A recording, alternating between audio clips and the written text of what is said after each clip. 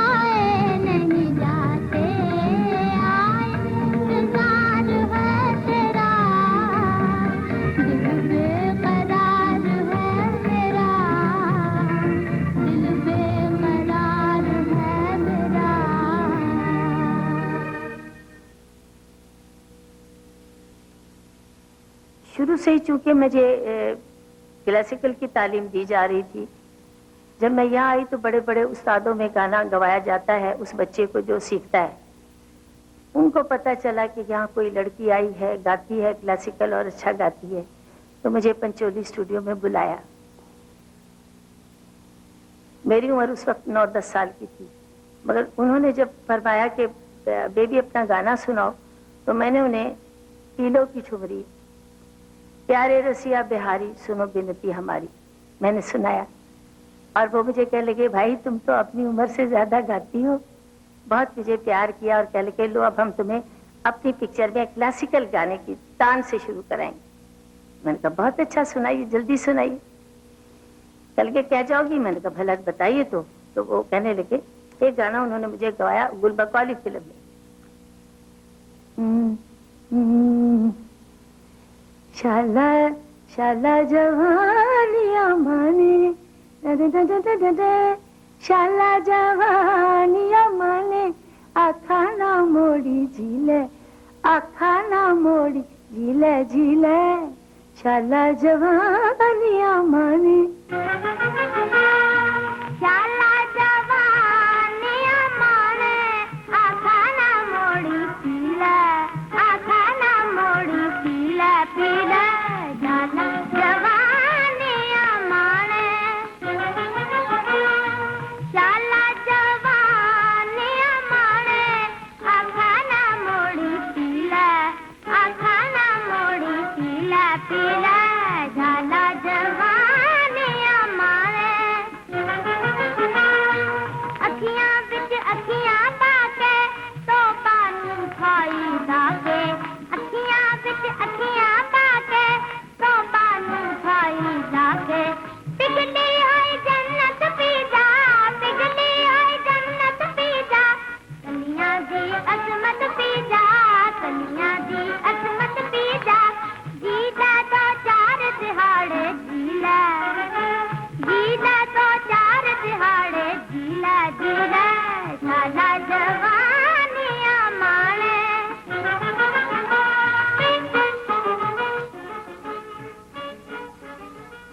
ਨੂਰਜਾਨ ਦਾ ਕੀ ਹੈ ਕਿ ਨੂਰਜਾਨ ਜੋ ਛੋਟੀ ਸੀ ਤੇ ਸਾਡੇ ਘਰ ਉਹਦਾ ਆਣਾ ਜਾਣਾ ਸੀ ਉਹਦੇ ਚ ਕੁਝ ਲੋਕਾਂ ਨੂੰ ਕੰਪਲੈਕਸ ਸੀ ਜਾਂ ਇੱਜ਼ਤ ਜ਼ਿਆਦਾ ਸੀ ਉਹ ਜਦੋਂ ਆਉਂਦੇ ਸੀ ਮੇਰੀ ਮਾਂ ਆਪਣੀ ਸਾਡੇ ਜਿਹੜੇ ਬੈਠਕ 'ਚ ਬੈਠੇ ਹੁੰਦੇ ਸੀ ਇਹ ਆ ਕੇ ਉੱਥੇ ਦਰਵਾਜ਼ੇ ਦੀ ਐਂਟਰੀ ਕੋਲ ਆ ਕੇ ਬੈਠ ਜਾਂਦੀ ਸੀ ਮੇਰੀ ਮਾਂ ਨੇ ਬੜਾ ਕਹਿਣਾ ਸ਼ਾਦੂ ਆ ਜਾ ਤੂੰ ਸ਼ਾਦੂ ਆ ਜਾ ਜੋ ਮੇਰਾ ਨਾਂ ਸੀ ਤੇ ਉਹਨੇ ਕਹਿੰਦਾ ਨਹੀਂ ਬੇਬੇ ਮੈਂ ਇੱਥੇ ਹੀ ਠੀਕ ਆ ਮੈਂ ਇੱਥੇ ਹੀ ਠੀਕ ਆ ਤੇ ਫਿਰ ਉਹਨੂੰ ਕਹਿੰਦਾ ਅੱਛਾ ਤੂੰ ਮੈਨੂੰ ਸੁਣਾਓ ਜਿਹੜੀ ਤੇਰੀ ਪਿਕਚਰ ਹੈ ਹੇਰ ਸਿਆਲ ਉਹ ਤੂੰ ਥਥਲਾ ਕੇ ਕੀ ਬੋਲਿਆ ਸੀ ਉਹ ਫਿਰ ਥਥਲਾ ਕੇ ਬੋਲਦੀ ਹੁੰਦੀ ਸੀ ਉਹ ਸਾਡੀ ਮਾਂ ਸੁਣਦੀ ਹੁੰਦੀ ਸੀ ਅਸੀਂ ਹੁੰਦੇ ਸਨ ਇਸ ਤਰ੍ਹਾਂ ਕਿਸਮ ਦੀ ਗੱਲਾਂ ਨੇ ਬਹੁਤ ਛੋਟਾ ਸਾ ਲੇਕਿਨ ਗੱਲਾਂ ਯਾਦ ਰਹੀਆਂ ਕਿਉਂਕਿ ਮੇਰੀ ਵਾਲਦਾ ਵੀ ਪਾਰਟੀਸ਼ਨ ਤੋਂ ਬਾਅਦ 10 ਸਾਲ ਤੱਕ ਲਾਹੌਰ ਹੀ ਰਹੀ ਉਹ ਤੋਂ ਬਾਅਦ ਨੂਰਜਾਨ ਦੀ ਪਿਕਚਰ ਜਦੋਂ ਸ਼ੁਰੂ ਹੋਈ ਇਹ ਖਾਨਦਾਨ ਤੇ ਇਹ ਦਿਨਾਂ 'ਚ ਇਹਨਾਂ ਦਾ ਰੋਮਾਂਸ ਹੋ ਗਿਆ ਸ਼ੌਕਤ ਸਾਹਿਬ ਨਾਲ ਮੇਰੀ ਬੜੀ ਮੁਲਾਕਾਤ ਹੋਈ ਬਹੁਤ ਵਾਰੀ ਮੁਲਾਕਾਤ ਹੋਈ देख लो कोई पर्सनल चिट्ठी है मैं यही तो अंत दिखावांगा बहुत ही हसीन खूबसूरत भी सन चंगे भी सन कामयाब एडिटर कामयाब डायरैक्टर उन्होंने जो अफेयर हो गया ਨੂਰਜਾਨ ਨਾਲ ਤੇ ਪੰਚੋਲੀ ਸੇਠ ਜਿਹੜੇ ਸਾਡੇ ਮਾਲਕ ਸਨ ਉਹ ਬਰਦਾਸ਼ਤ ਨਹੀਂ ਕਰ ਸਕੇ ਜਦੋਂ ਬਰਦਾਸ਼ਤ ਨਹੀਂ ਕੀਤਾ ਤੇ ਨੂਰਜਾਨ ਲੈ ਕੇ ਸ਼ੌਕਤ ਸਾਹਿਬ ਨਸ ਕੇ ਬੰਬੇ ਆ ਗਏ ਜਦੋਂ ਬੰਬੇ ਨਸ ਕੇ ਆ ਗਏ ਤੇ ਉੱਥੇ ਇੱਕ ਇਹਨਾਂ ਦਾ ਅਸਿਸਟੈਂਟ ਸੀ ਐਸਕੇ ਓਜਾ ਨੇ ਫਿਰ ਉਹ ਪਿਕਚਰ ਖਤਮ ਕੀਤੀ ਲੇਕਿਨ ਉਹ ਪਿਕਚਰ ਜਦੋਂ ਹਿੱਟ ਹੋਈ ਇਹ ਹੋਇਆ ਫਿਰ ਸਾਰੇ ਸ਼ਿਕਾਇਤਾਂ ਸ਼ਿਕਵੇ ਦੂਰ ਹੋ ਗਏ ਨੂਰਜਾਨ ਅੱਛਾ ਕਿ ਬਹੁਤ ਵੱਡੀ ਸਟਾਰ ਬਣ ਗਈ ਫਿਰ ਪਾਕਿਸਤਾਨ ਜਾ ਕੇ ਮੈਡਮ ਨੂਰਜਾਨ ਬਣ ਗਈ ਹੁਣ ਤੇ ਪਤਾ ਨਹੀਂ ਕੀ ਉਹਨਾਂ ਨੇ ਨਾਮ ਐਜੈਕਟਿਵ ਲਿਖਦੇ ਨੇ ਲੇਕਿਨ ਮੈਂ ਪਹਿਲੀ ਵਾਰੀ ਉਦੋਂ ਮਿਲਿਆ ਸੀ ਜਦੋਂ ਦਾ ਹਲੇ ਨਾਂ ਨੂਰਜਾਨ ਵੀ ਨਹੀਂ ਸੀ ਉਹ ਪਿਕਚਰ ਦੇ ਡਿਊਰਿੰਗ ਦੈਟ ਵਾਸ ਗੁਲ ਬਕਾਵਲੀ ਐਂਡ ਹੀਰ ਸਿਆਲ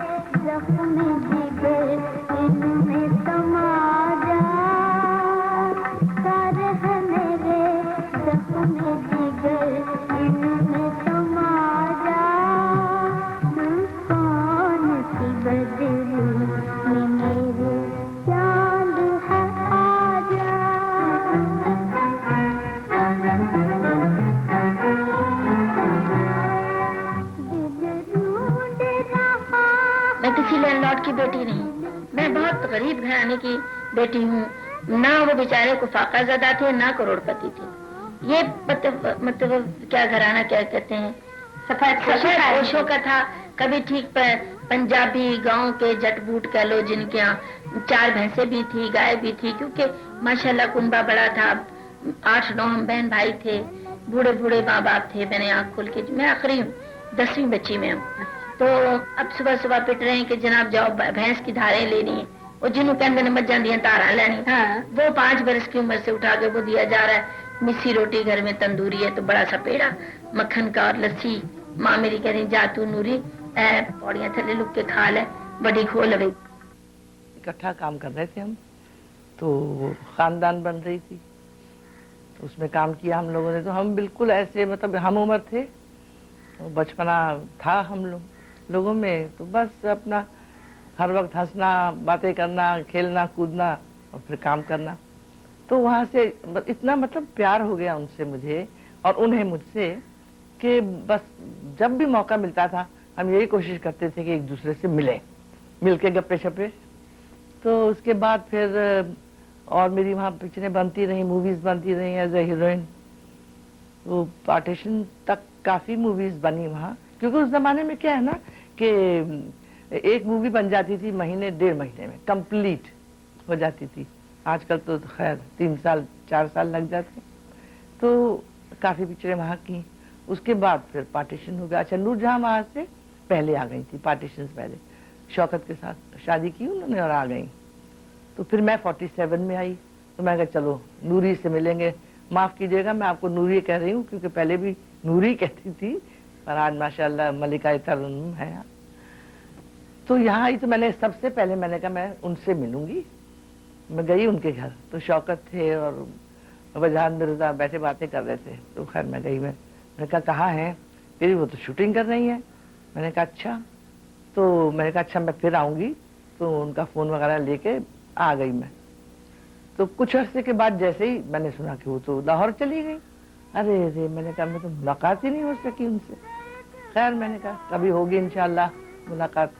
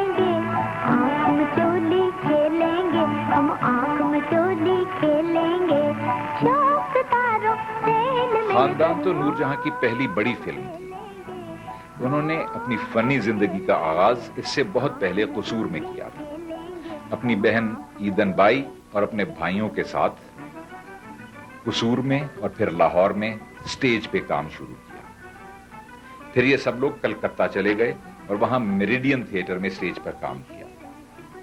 कलकत्ता ही में फिल्म में भी काम करना शुरू किया। नूरजहां की बहुत पहली फिल्मों में एक फिल्म पिंड दी कुड़ी है, जिसमें उन्होंने एक गाना भी गाया, लंग आजा पतन चनादा। कलकत्ते में ही कोरिंथियन थिएटर में नूरजहां ने मुख्तार बेगम को स्टेज पर देखा और इस मुलाकात का नूरजहां पर बहुत गहरा असर हुआ। उस वक्त के मशहूर फिल्म प्रोड्यूसर के.डी. मेहरा थे। ये के.डी. मेहरा ही थे जिन्होंने पहली दफा बेबी नूरजहां का नाम इनके लिए तजवीज किया और इनसे फिल्म में काम लेना शुरू किया। एक फिल्म गैबी गोला थी, जिसको बहुत से लोग नूरजहां की पहली फिल्म कहते हैं। लाहौर की फिल्मी सनत में बहुत बड़ा नाम दिलसुख पंचोली का था, जिनका अपना स्टूडियो था। पंचोली आर्ट पिक्चर्स में ये भी थी, सैलरी बेसिस पे मैं असिस्टेंट डायरेक्टर था। तो खानदान पिक्चर बन रही थी जिसके डायरेक्टर शौकत हुसैन थे, जिनसे बाद में उन्होंने शादी भी की। तो घर में अक्सर इनके झगड़े रहते थे, ये काम नहीं करना चाहती थी, वो कहते थे ज़रूर करो। और वो गेटी थिएटर, बुराकिशा थिएटर जो बन गया, उसके सामने ये रहती थी, जहांगीर होटल होता था उसकी बैक साइड में। तो एक रोज़ दीवान साहब हैं, वो जनरल मैनेजर थे पंचोली पिक्चर्स के, तो मुझे कहने लगे चलो भाई चलें, मना के लाएं उसको, शूटिंग कैंसिल हो रही है। और वो कसूर भाग गई थी। खैर हम गए, वहाँ देखा वही माहौल है जो अक्सर होता है ऐसा घरों में कि काम ज़रूर करो, वो नहीं करना चाहती थी। और उसके बाद फिर स्टूडियो में अक्सर मिलती थी मैं, लेकिन इकट्ठे एक ही पिक्चर में काम नहीं किए, मैं दूसरी पिक्चर में, ये और पिक्चर में। और उन दिनों तो यही होता था कि शूटिंग हो ना हो, सुबह आ जाइए, शाम तक बैठिए, महीने के बाद तनख्वाह ले लीजिए। तो यही सिलसिला चलता रहा ऐसे ही बस वो। और उसके बाद फिर ये बॉम्बे आ गई शौकत से शादी करके। तो मैं घूमने आया था, मैं तभी पंचोली में ही था। तो मैंने कहा चलो यार ये देखते हैं ना, नूरजहां शायद पहचाने के ना पहचाने, तब ये बहुत बड़ी स्टार बन चुकी थी। तो वो इतने तपाक, इतनी मोहब्बत से मिली और जिद किए कि लंच हमारे साथ ही कीजिए। लंच टाइम था, मैं वो शौकत बैठ के खाए। घर पे ज़रूर आइए, घर उनका चौपाटी के पास था, मुझे अभी तक याद है। तो घर पे भी मैं एक बार गया, तो बाद में मुलाकात तो नहीं हुई। तो स्टूडियो के उस ज़माने में तो बहुत मुलाकातें होती थी भी, ऐसी क्या हाल चाल है, आए गए ऐसा ही चलता रहा। बेहतरीन इंसान। और वो तो अभी छोकरी सी थी, मेरा ख्याल पता नहीं 19-20 की होंगी। तो शी वॉज वेरी प्रिटी और बहुत खुश मजाक, बहुत ही प्यार से मिलने वाली, पंजाबी में कहते हैं मिलपड़।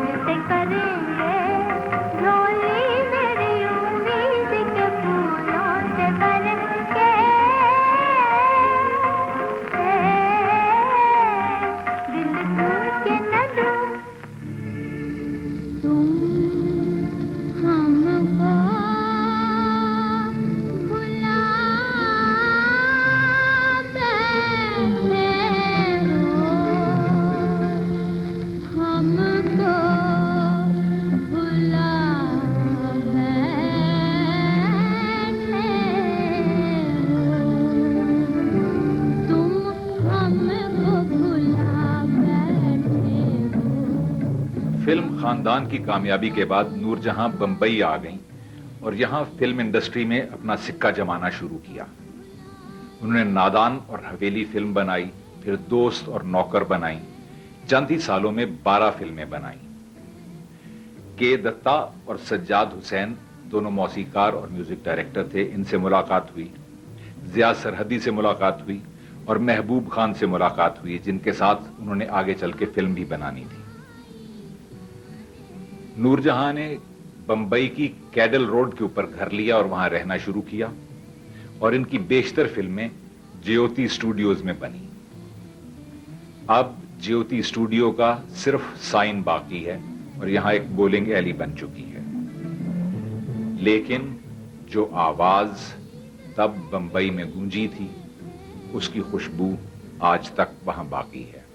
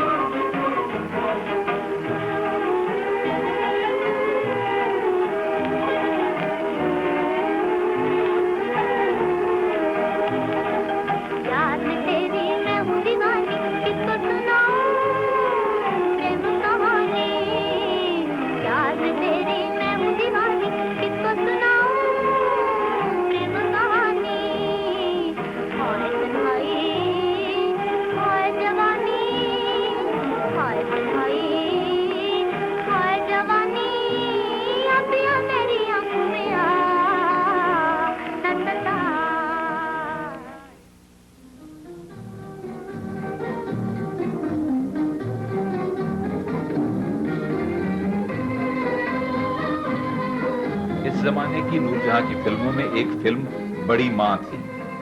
बड़ी मां के सेट पर शूटिंग के दौरान नूरजहां की मुलाकात एक नई गुलकारा से हुई जिसका नाम लता मंगेशकर था। नूरजहां जी आई थी, उनके हस्बैंड भी थे साथ में, शौकत साहब, और बड़ा बेटा छोटा सा था। और हमारे स्टूडियो में जो हम लोगों का म्यूजिक रूम था, वही रूम उनको उस वक्त दिया था, पूरा सजा वजा के, और वो वहाँ रहती थी।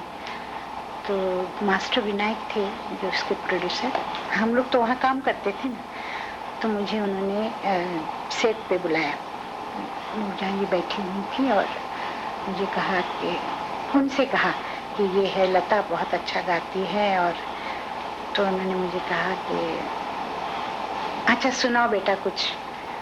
तो उस वक्त मैं ज़रा बहुत ये थी, गाना किसी ने कहा गाओ तो मैं शुरू हो जाती थी। तो मैंने गाना शुरू किया, मैंने कुछ क्लासिकल उनको सुनाया और उसके बाद एक गाना उनको मैंने सुनाया, जीवन है बेकार बिना तुम्हारे, किसी बंगाली फिल्म का गाना था, वापस। तो उनको बहुत अच्छा लगा, तो कहने लगे फिर से गाओ। तो फिर से मैंने गाया, फिर वो भी गाने लगी। कहने लगी इतनी अच्छी जगह है, कितना अच्छा बनाया है, तो फिर सीखती हो क्या? मैंने कहा आप किसी से नहीं सीखती हूँ, पिताजी की डेथ के बाद मैं यहाँ काम कर रही हूँ, खुद रियाज करती हूँ। तो कहने लगी अच्छा तुम खूब दिल लगा के रियाज करो तो बहुत अच्छा गाओगी, मैं तुमको आशीर्वाद देती हूँ। मन की नैया कहाँ छुपे हो आओ खेवैया, डोले रही है मन की नैया, कहाँ छुपे हो आओ खेवैया, गम का तूफान आने को है, छाए बादल काले, छाए बादल काले, छोड़ के जाने वाले, दिल तोड़ के जाने वाले, दिया जला कर आग बुझाया।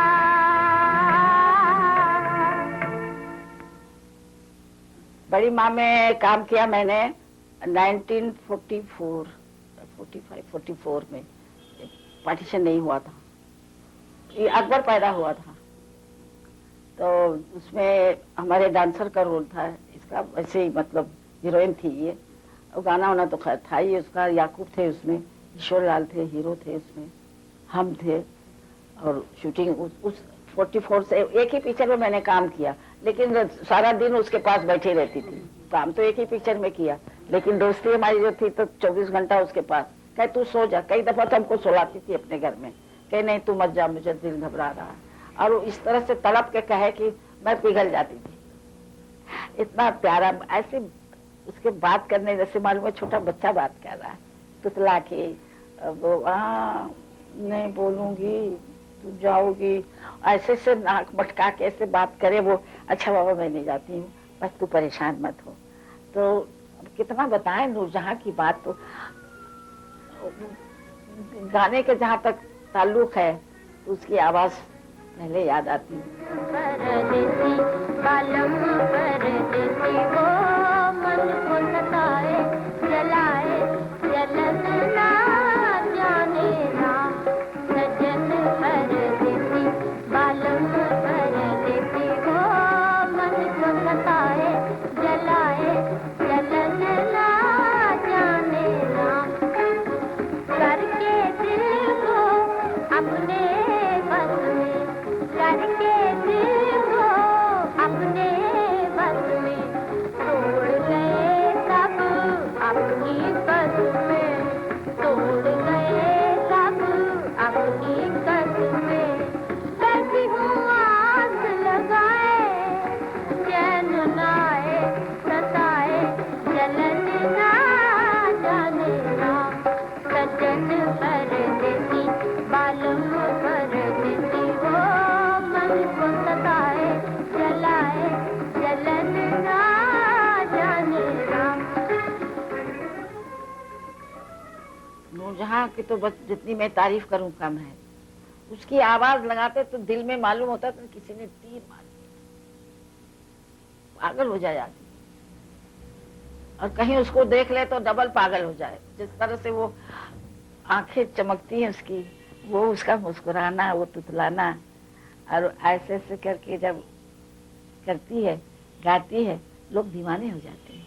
ये सब अल्लाह का करम है। नूरजहां को तो हर वक्त 24 घंटा मैं याद करती हूँ। मैं ऐसे आंख बंद करके सोचूं कि नूरजहां कैसा गाती थी, कैसा गाती है, तो हर वक्त दिमाग में, क्योंकि वो सुर जो हमारे कान में गया है, वो जो दिलो दिमाग में वो सुर है, वो नहीं निकल सकता।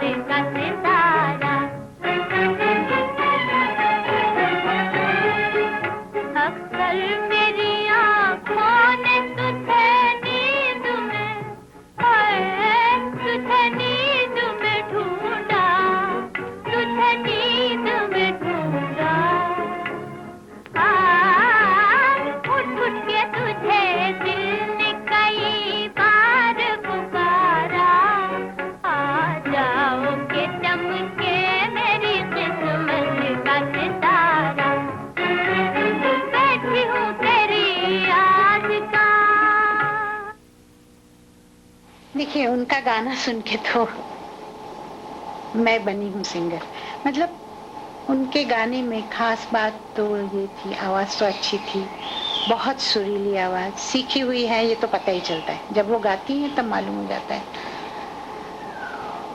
एक्सप्रेशन जो है ना गाने का, वो मेरे हिसाब से दो ऐसे थे, मतलब मेल और फीमेल, एक नूरजहां जी और एक सैगल साहब। नहीं तो बाकी सारी सिंगर जो गाती थी ना, बस गाना गा के चले गए, पर कौन सा बोल किस तरह कहना चाहिए, हाय कैसे कहना चाहिए या मोहब्बत कैसे कहना चाहिए, जितना उन्होंने इसमें एक्सप्रेशन डाला है किसी ने, इसीलिए उनका गाना ना असर करता था।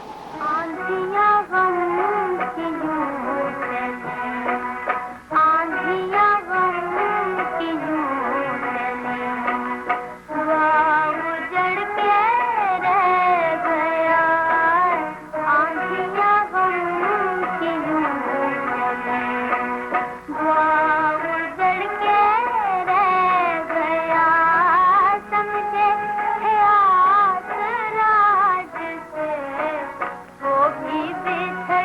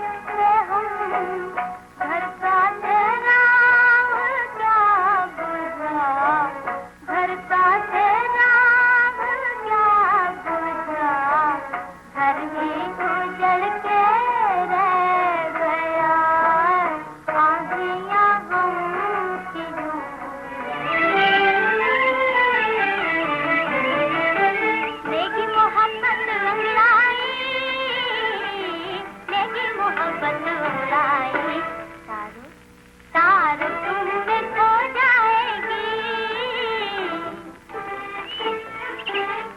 तारों तुम में खो जाएगी, चांद का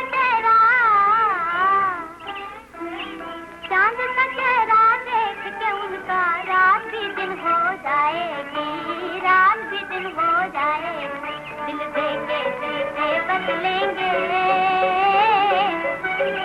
दिल देंगे दिल से बदलेंगे, अरमान अरमान दिलों के निकलेंगे, अरमान अरमान दिलों के निकलेंगे, है ऐसा जमाना आने वाला, आके नहीं जो जाने वाला, आके नहीं जो जाने वाला, चांद अब चांद निकलने वाला है, नाचो नाचो सितारों नाचो।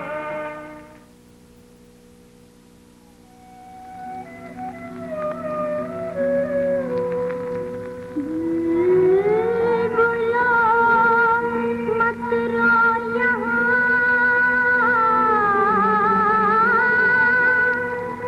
आंसू बहाना है भला,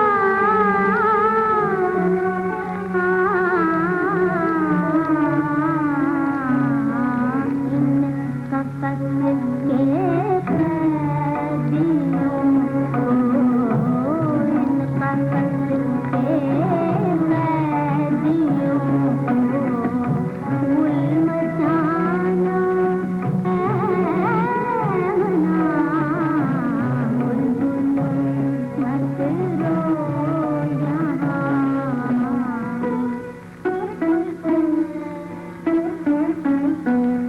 छोड़ कर तूफान में ये मल्लाह कहकर चल दिया, हाँ, 1945 में फिल्म गांव की गोरी और जीनत के साथ नूरजहां फिल्मी सनत का एक बहुत बड़ा सितारा बन चुकी थी, मगर इससे भी बढ़कर इन दोनों फिल्मों की मौसीकी वो क्लासिक है जो आज तक लोगों को याद है। Director producer Mehboob Khan film नादान के सेट पर नूरजहां से मिल चुके थे। अब उन्होंने नूरजहां के साथ एक फिल्म बनाने का इरादा किया तो उसकी मौसीकी नए मौसीकार को सौंपी जिनका नाम था नौशाद अली, और जो फिल्म बनी उसका नाम था अनमोल घड़ी।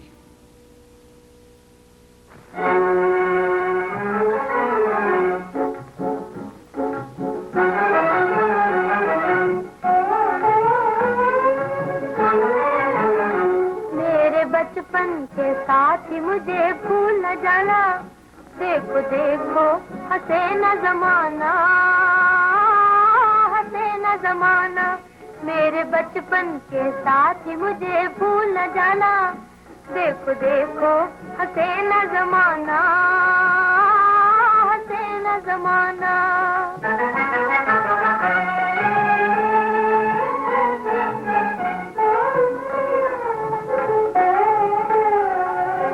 हम फुरकत के सहन सकूंगे, सहन सकूंगे, रोऊंगी कुछ सहन सकूंगे,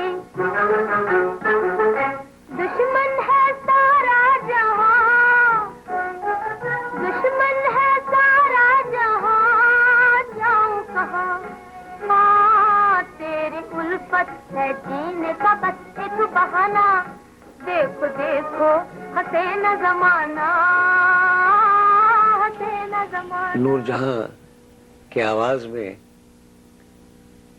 जो खनक थी, जो ट्रांसपेरेंसी थी, जो नूर था, वो मैंने और आवाजों में नहीं पाया। जो नूरजहां को अल्लाह ने की तरफ से बख्शिश थी, और उन्होंने जो भी गाने गाए उन गानों में अपनी खूबसूरत आवाज की रोशनी और नूर भर दिया। मैं ये कहने में कोई झिझक महसूस नहीं करता हूँ कि मेरे साथ एक ही फिल्म में उन्होंने काम किया, वो थी अनमोल घड़ी। हो सकता है कि वो गाने गाकर नूरजहां को कोई इज्जत न मिली हो, लेकिन मुझे इज्जत जरूर मिली जब उन्होंने मेरे वो गाने गाए। जवां है मोहब्बत होती है ज़माना, लुटाया है दिल ने खुशी का खजाना। जवां है मोहब्बत होती है ज़माना, लुटाया है दिल ने खुशी का खजाना। मोहब्बत करे खुश रहे मुस्कुराए, खुश रहे मुस्कुराए। मोहब्बत करे खुश रहे मुस्कुराए, खुश रहे मुस्कुराए। ना सोचे हमें क्या कहेगा ज़माना, क्या कहेगा ज़माना। जवां है मोहब्बत होती है ज़माना, लुटाया है दिल ने खुशी का खजाना।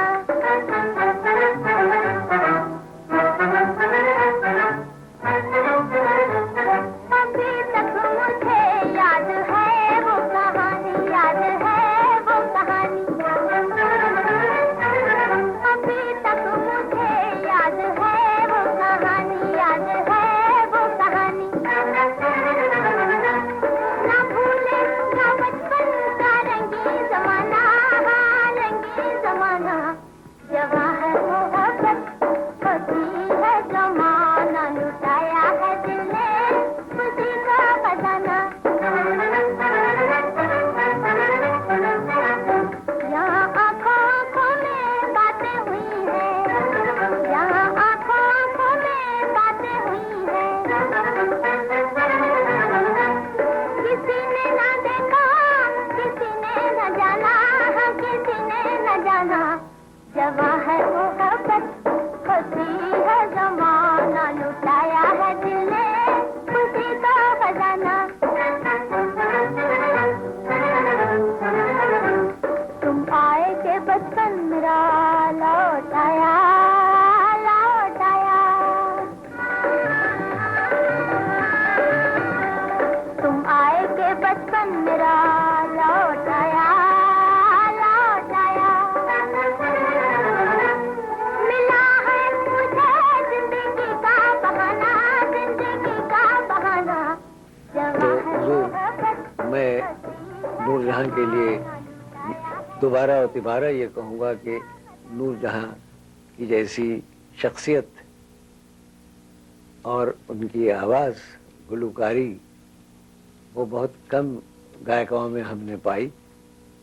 जो एक कहना चाहिए कि वॉइस में, उनकी आवाज़ में जो प्रेजेंस है, जिसको हम प्रेजेंस कहते हैं, और कि जब हम रिकॉर्ड करते थे तो माइक्रोफोन कितनी भी दूर हो, वो सब उनकी आवाज़ एकदम कैच करता था। दूसरों के लिए हमको माइक्रोफोन नज़दीक लाना पड़ता था। उनकी आवाज़, चूँकि क्या था कि वो ओपन वॉइस से गाती थी, इन्हें नेचुरल वॉइस से, बनावट की आवाज़ से नहीं, नेचुरल वॉइस से गाती थी, तो खुली आवाज़ से गाती थी, इसलिए उनकी आवाज़ में बड़ी रोशनी थी। देखिए इसी तरह से जोहरा, शमशाद बेगम, ये सब खुली आवाज़ से गाते थे, यानी पूरी नेचुरल वॉइस से। तो नूरजहां भी उसी तरह से गाती थी। अब क्या है कि सबकी आवाज़ की क्वालिटी अलग अलग होती है, तो नूरजहां की आवाज़ में जो एक नूर था वो अलग था। तुम्हारे लिए मोहब्बत बारिश के पहले छींटे की तरह बरस जाने का नाम है, मगर मेरे लिए मोहब्बत घुट घुट कर मर जाने का नाम। आजा आजा आजा मेरी बर्बाद मोहब्बत के सहारे, है कौन जो बिगड़ी हुई तकदीर सवारे।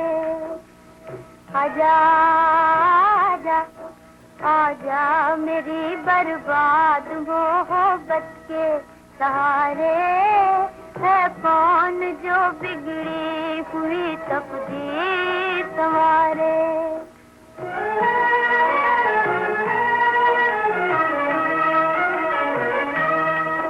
आए भी न थे, खुश्क हुए आंखों में आंसू, आंखों में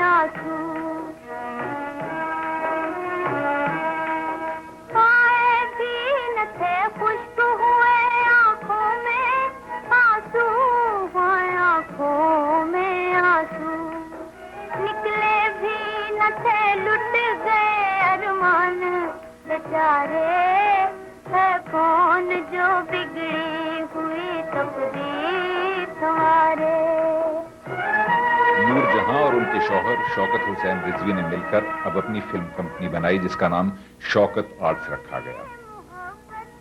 शौकत आर्ट्स ने पहली फिल्म बनानी शुरू की तो वो फिल्म बनी जिसको फिल्मी सनत में एक संगे मील कहा जाता है। इस फिल्म का नाम था जुगनू। इसमें एक गाना मलिका मौसीकी रोशन आरा बेगम ने गाया। मौसीकी फिरोज निजामी साहब ने तरतीब दी थी और फिल्म के लिए एक नए गुलूकार को लाया गया जिनका नाम मोहम्मद रफी था। और फिल्म के हीरो पेशावर के एक निस्बतन नए फनकार थे जिनका नाम था यूसुफ खान। यहाँ बम्बई में उनका मकान था। मैं नया नया जुगनू कर रहा था शौकत साहब के साथ, तो मैं बिल्कुल उनको शौकत साहब को अपने एक बड़े भाई की तरह समझता था और मैं समझता था कि ये भाभी हैं। उनके साहिबजादे की आमद थी। मैं बिल्कुल नया, तो शॉर्ट चलते गए। ओए होए होए होए, यूसुफ जी ऐदो कहीं की हो रहा था। तो मैं देखूं कि उस कपड़े में ऐसी कोई छोटी छोटी तहरीक होती है, तो मैंने इसे पहले कभी नहीं देखा था। तो मैं कहूँ अरे अल्लाह ये क्या है, ऐ देखो देखो देखो। और शौकत साहब में कट कट कट, क्या बदतमीजी है, लाहौल वाला कुव्वत, तुमसे कहा है शाल ऊपर रखो, ये करो। तो शौकत साहब की किसी नाराजगी पर उनको कभी कोई गुस्सा नहीं आया। बड़े अरमान से वादों ने दिल में घर बसाया था, वो दिन जब याद आते हैं कलेजा मुंह को आता है। यहाँ बदला वफा का बेवफाई के सिवा क्या है। भुला दो वो जमाना जब तुझे अपना बनाया था। भुला दो ना मैं उल्फत जब तुम्हारे लाप पे आया था। भुला दो,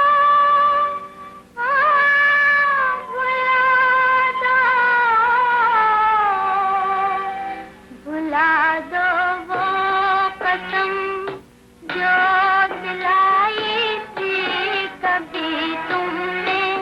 भुला दो वो कसम जो के खाए थे कभी तुमने। भुला दो दिल से तुम गुजरे हुए रंगीन जमाने को। भुला दो हाँ भुला दो इश्क के सादा फसाने को। तमन्नाओं की बस्ती में अंधेरा ही अंधेरा है।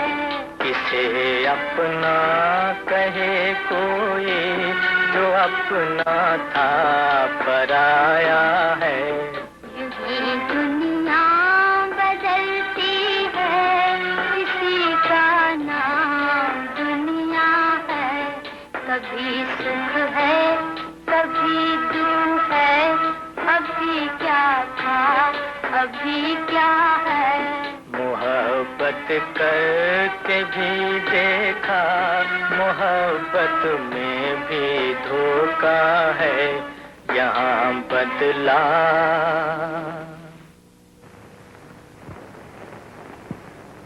आज मुद्दत के बाद फिर दिल धड़का, जैसे बचपन में धड़का करता था। हो न हो ये वही थे, वरना बेसबब किसी गैर की तरफ मेरी निगाहें कभी न उठती। हमने जब यहाँ बुलाया था, एक फंक्शन हुआ था फिल्म इंडस्ट्री का, तो नूरजहां को हम ही ने रिसीव किया एयरपोर्ट से और हम हमने वहाँ समूखानंदा हॉल में, गवर्नर हमारे उसके चीफ गेस्ट थे, तो फिल्म इंडस्ट्री का डे मनाया गया था। तो वो उन्होंने कहा कि मैंने कहा एक गाना तबर्रुकन आपको गाना है, जो भी आप चाहें। तो उन्होंने कहा मैं वो गाऊंगी, आवाज दे कहाँ है। तो हमने कहा आप जैसा ठीक समझे।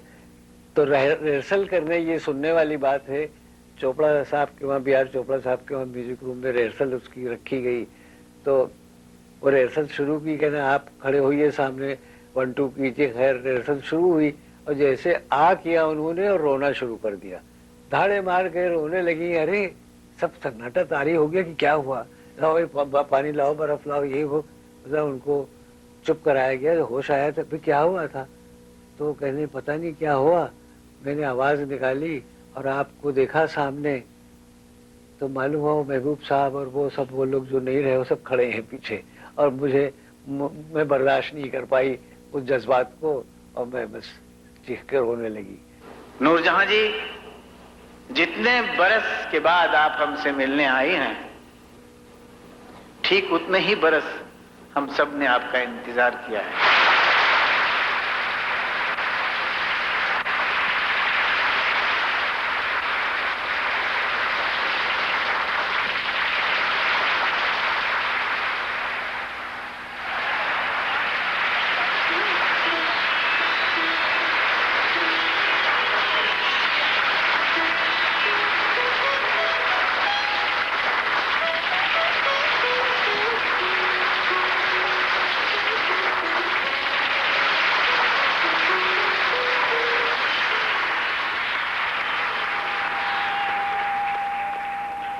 यूसुफ जी ने इतनी प्यारी बातें की हैं,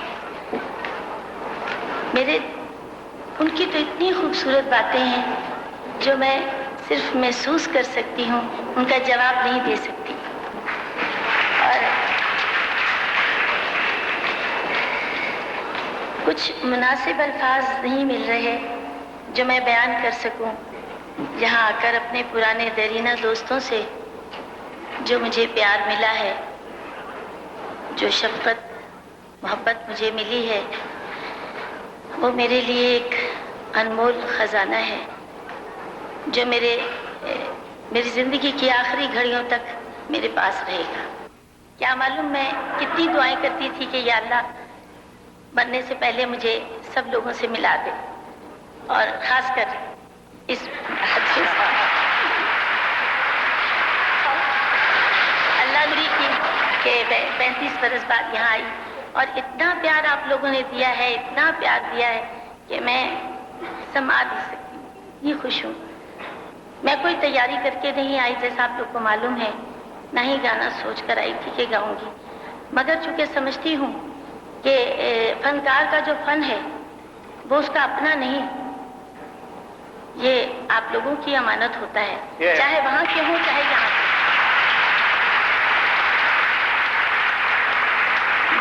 मेरे फन पे जितना हक उन लोगों का है उतना ही आपका है, लिहाजा ये अमानत मैं आप लोगों को जरूर सौंपूंगी और जो मुझे आता है मैं पेश करती हूँ।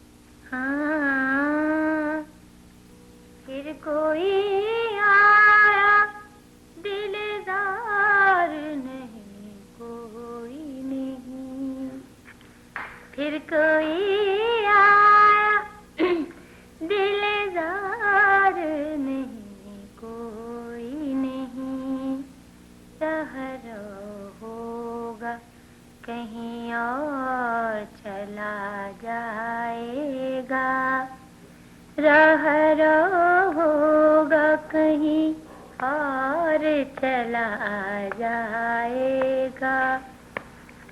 ढल चुकी रात बिखरने लगा तारों का गुबार, ढल चुकी रात बिखरने लगा तारों का गुबार, लड़खड़ा